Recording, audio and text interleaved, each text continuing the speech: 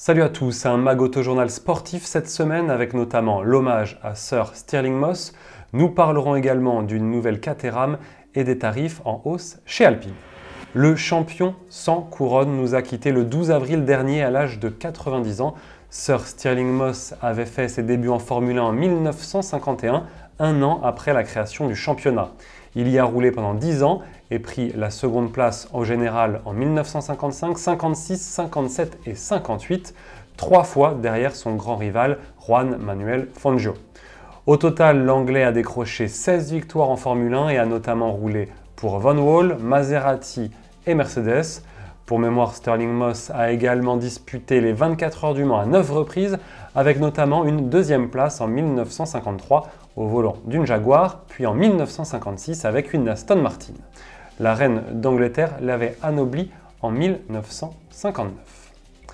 Parlons maintenant de Caterham qui lance une nouvelle Super 7 1600 au look et à la sonorité rétro.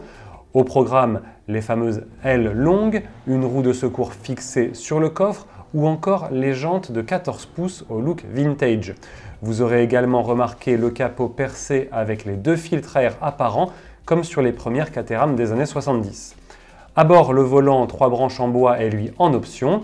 Sous le capot, on retrouve le traditionnel 4 cylindres 1,6 L atmosphérique d'origine Ford, 135 chevaux, associé à une boîte manuelle à 5 rapports.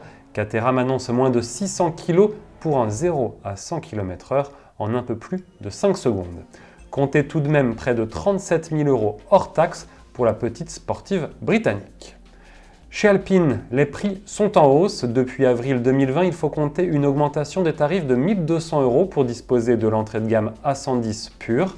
Ticket d'entrée, 57 000 €. L'A110 Légende passe quant à elle à 61 000 €, soit 1 300 € de plus. Alpine profite de son succès. La marque de Dieppe a écoulé près de 3 200 voitures en 2019 et talonne Porsche grâce à sa seule A110. Malgré ses récentes augmentations de prix, cette dernière reste d'ailleurs toujours moins chère que la rivale 718 Cayman. On se quitte avec des images de la radicale Donkerwurth D8 GTO JD70 qui a fait ses premiers tours de roue sur circuit ici à Hockenheim en Allemagne. La plus puissante des D8 jamais conçue vient fêter les 70 ans du fondateur Joop Donkerwurth et reçoit un 5 cylindres Audi de 415 chevaux.